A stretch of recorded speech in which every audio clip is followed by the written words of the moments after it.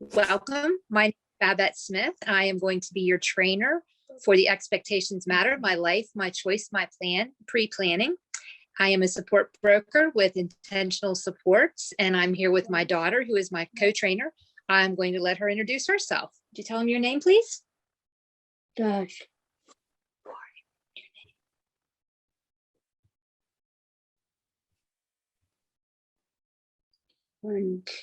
Melanie Smith. That's right. Thank you. Good. Cool.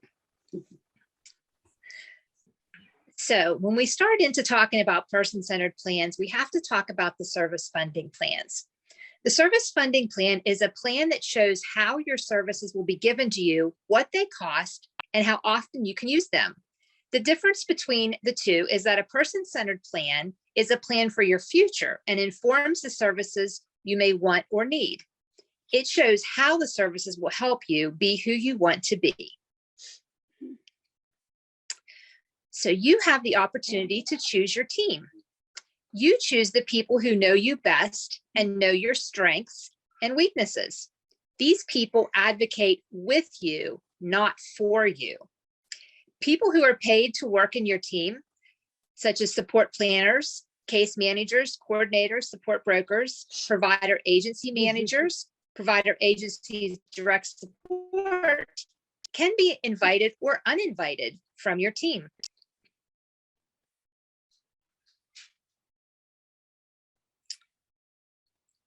You have different team members. Different kinds of people can help you access different resources. You may invite different people at different times to help you do the things you want. Your coordinator of community services, your CCS, or your coordinator of community supports, helps people using DDA services make plans to use services such as personal support, supported employment, or respite. Your supports planner helps people using community first choice service make plans. You have an independent living specialist, a job developer, or a job coach who can help you find a job and help you keep it. Personal supports help with your daily needs. Your support broker coaches and mentors you if you're self-directing your services. Program managers work for support agencies. They understand the provider services and how they can help you. So with your team members, who else might be able to help you? Maybe somebody who doesn't work for you right now, but maybe somebody who's worked for you in the past. That's great, Christy. So you can also have other different team members. You can invite different people who help you in different ways. Some examples are a realtor. They might help you find housing or buy a house. A web developer could help you make a website for a hobby or even a business. So Melanie actually has other people that she likes to invite to be part of her team. And she likes to have her friend, what's your friend's name? Josh. Susie. Susie. Susie was Mel's teacher when Melanie was in school and then has turned into be her best friend. So she likes to have her be part of her plan. Is there anyone that you guys might like to invite? Yeah. My neighbor helps me out at times, so I would invite my neighbor. Great. Maybe my my best friend or a relative that I am close to that knows me really well. Excellent. All great ideas. So the members of your team are not just limited to people who work for you. They can also be other people who know you in other ways. And it's really important to remember that you always have control of who comes to your meeting. Okay. There are different focus areas that will come up during your planning meeting. You might recognize some of these areas if you get services from DDA. You have employment, community living, relationships and spirituality, home and housing, lifelong learning, health and wellness, citizenship and advocacy, finance, and supports for family. So, why is the person-centered way important? Because people are people, not robots. We need to always remember that everyone is different. So let's talk about the person-centered way. You should see all paperwork before you meet, at least 2 weeks. But if you need more time than that, that's fine. If you know what questions will be asked about your future, you can start working on them to form the answers. You can sit down with your coordinator of community service or your supports planner or another team member you trust to talk about and think ahead of time so that you get the best opportunity to form your answers before your meeting. What if I'm not given that time to see my paperwork before my meeting? That is a great question. We want to make sure that you know you have the power to ask for anything you need in planning for your life. When someone works to schedule a planning meeting with you, that's a great time to remind them to send you over the documents you'll be going over ahead of time. You should be able to see all the documents before your meeting, at least 2 weeks. You can ask questions at any time. You can have the tools explained to you in a way that makes sense. You should review your plan when it's finished. And remember, it's okay if your plans change. When we talk about Melanie, sometimes it's important to keep health information private, but there are times that you need to bring something up because it changes the way you plan. Melanie lost vision in her right eye unexpectedly, and that kind of changed everything. So we were able to look at things differently and take that change and move forward with it. So everyone has different roles at the meeting, and giving roles to people in your team help them support you better. Your facilitator is someone who keeps the meeting going. You can facilitate your own meeting, or you can have someone you trust to do it. A note taker is someone who takes notes. They make sure all items get spoken about. And then you have your notes to refer back to. So sometimes when you're in your meeting, you get absorbed with listening and you don't really hear everything. So when you have your notes from your note taker, you can go back and look at it again. You might have someone to send out the agenda, and anyone can do this, but you want to make sure that you review it first. The agenda is the plan for the meeting. Does anybody have any questions? Do Can I do I? it? Oh. Yeah, sorry. Can I do these roles? I think Christy might be thinking the same thing. Or like, do I need to assign them to someone, or do I need to do them all by myself? It is entirely up to you. You can do them yourself, or you can assign them to someone else. I always like to think of who will do each job best. And if note taking isn't something you're really good at, but you have someone who is really good at it, then of course you'd want to ask them to be your note taker. But it's entirely up to you. Thank you. Okay, access to the planning process. You may need time to think about what you want and need from life. Disability may affect people differently, and you may need more time to process and share information. You may need more time before meetings so that you can think clearly about your future. You and your team can make sure the planning process will be easy to understand, and accommodations or anything that can help support you to plan can be planned for. So let's look at some examples. So someone who is visually impaired might want to use audio for the documents, Braille, or a screen reader. A deaf person may want to use a sign language interpreter. Someone who may not read would like to use pictures and talking through things. Someone who does not communicate verbally might want to use role playing or going to do the things in person.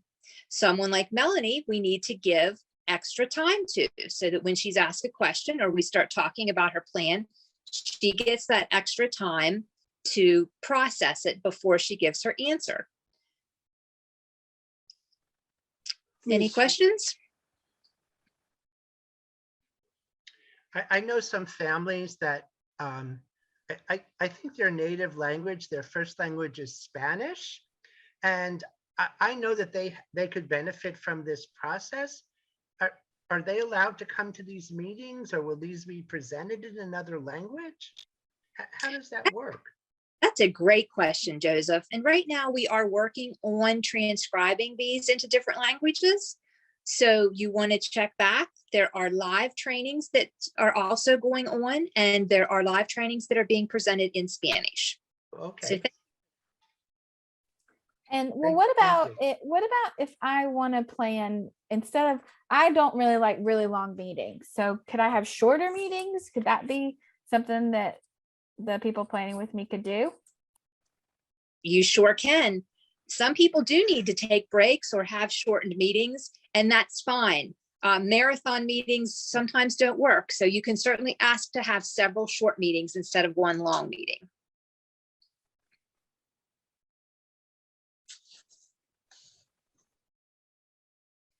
So you need to have an agenda and a preparation checklist.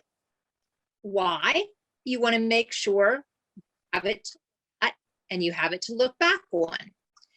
So you know what you're going to cover, so you can keep track of where you are in the meeting, and so you don't miss anything. Everyone is different. You may have things you don't want to talk about, and what would make sense for you to discuss in a planning meeting might be different than what somebody else is. And what are the things that you'd want to keep off limits? Does anybody have anything they would definitely not want to talk about in their meeting? I would definitely not want my dating life brought up in a meeting. And I don't want people to talk about me losing weight. They're always there. They bring it up a lot. Very good. And you can choose what topics are addressed in your meeting. I'd want to talk about my goals to work and how my job coach can help me. Great. Those are all great things to decide you want to talk about and things that you don't want to talk about. So let's look at some possible agenda items. So some of them could be, are people asking what you want? You want to make sure you have an opportunity to give your input. Who is listening? Remember, dreams are only as clear as what someone has done in their life. Think of all dream possibilities.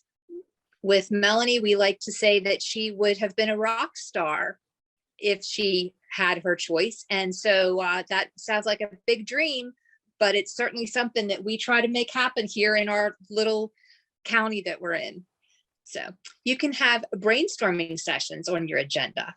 You can make a breakdown of how you want to meet each specific goal. And you can talk about the benefits of what they are and how you can use them. So who can help? If you have challenges preparing for your meeting, you can call or contact your coordinator of community services, your CCS, your supports planner, your support broker, if you're self-directing your services and have chosen to have one, your provider agency staff, which could be your case manager, your direct support professionals, or the person you trust the most, advocacy organizations like On the Go or Disability Rights Maryland, or your DDA regional office, which has an advocacy team. There's a full list of who can help at the end of our person-centered planning guide, and you can find the guide online at personcenteredplanning.com/resources. Babette, Yes. does this guide have phone numbers and email addresses to make it easy for me to be able to contact people? Yes. Yes, the team worked very hard on putting this guide together, and it does have some great resources and other information in it too. Great, thank you. So when you're having your planning meeting, you want to have some rules and guidelines. You want to make sure that there's something that everyone can stick to and follow. This will help keep you on track, and it keeps everyone on the same page. Imagine if there were no guidelines and everyone tried to talk at the same time. It would be very hard to pay attention and really focus on your meeting. So let's look at some sample guidelines and rules. Taking turns when talking. Melanie has a talking stick that can be handed to different people on her team. And that way, the only person who talks is the one holding the stick. You can only talk about one subject at a time, and this helps stay focused on what's important in the meeting. This is your meeting. Remember that. You are leading it. Your team should always see your capacity. You're the one that moves the agenda forward. If you're not finished talking about something, or you haven't gotten the answer that you think you should get, you can hold off and continue talking about it. You can also put that in what we call a parking lot, where someone can write down the idea and you can put it off to the side. And when you have time at another point in your meeting or in another meeting, you can pull it back out and you try to work on that answer. Remember that everyone is here to support you. There should be no texting, no earbuds, no iPads, no games, no social media, no third-party questions, which is where people are over in a corner talking instead of participating in the whole meeting. Your voice is the loudest. That doesn't mean actually like louder, but it needs to be the one that is heard the loudest. Your team should be patient and listen for your voice. If anyone has their own agenda and isn't willing to listen to yours, you can ask them to leave. Final decisions are made by you, and all decisions need to go back to you for approval. So, Melanie, who is in charge of your plan?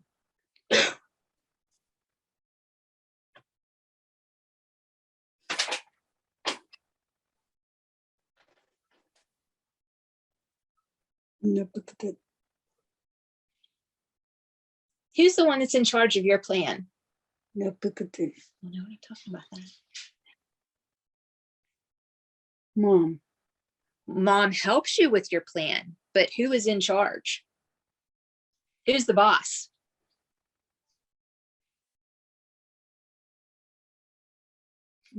Melanie, that's right. Thank you for that. Any questions about this? Like, what guidelines do you think would be the most helpful in your meeting? Definitely not having people have outside conversations, separate conversations. Yeah.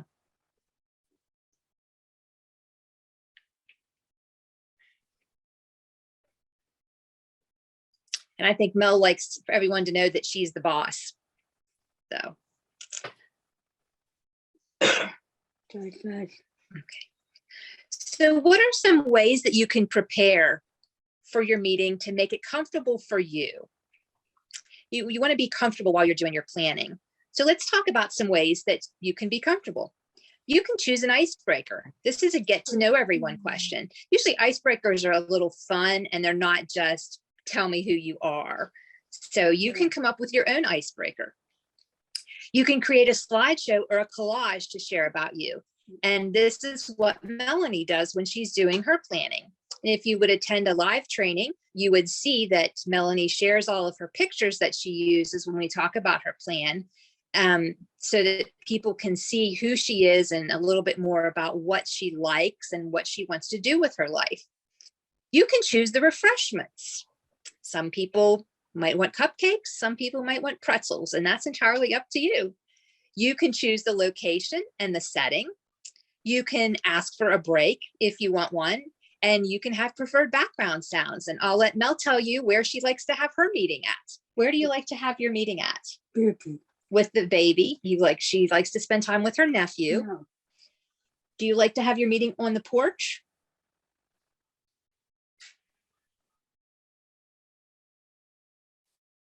Okay. Outside, that's right. And what kind of background sounds do you like?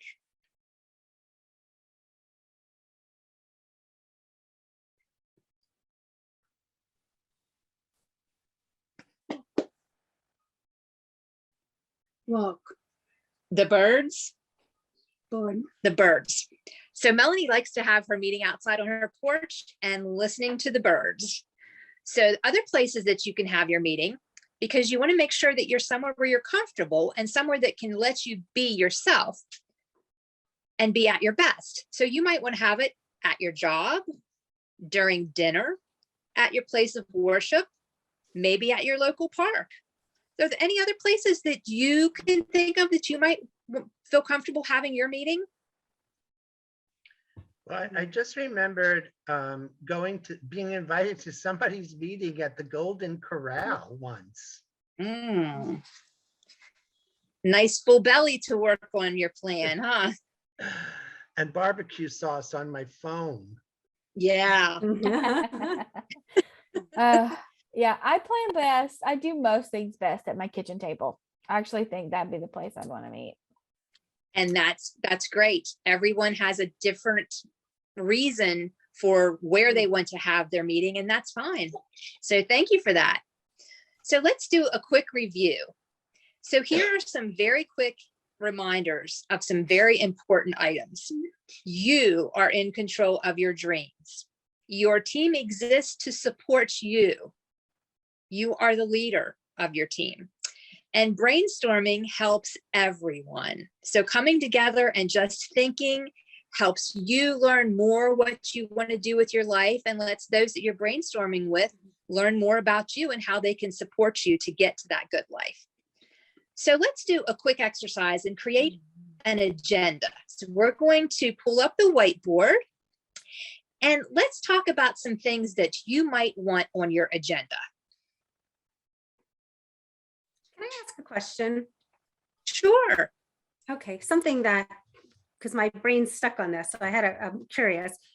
We talked about capacity, or you talked about capacity, and I want to understand when you say to your capacity, what does that mean?